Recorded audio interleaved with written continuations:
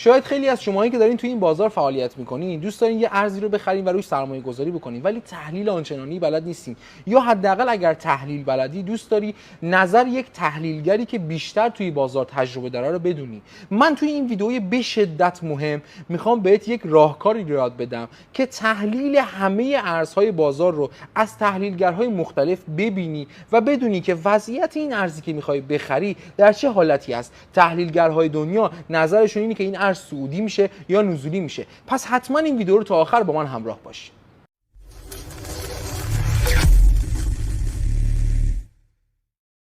سلام دوست من، امیدوارم حالت عالی باشه. خیلی خوشحالم با یک ویدیو دیگه در خدمتت هستم.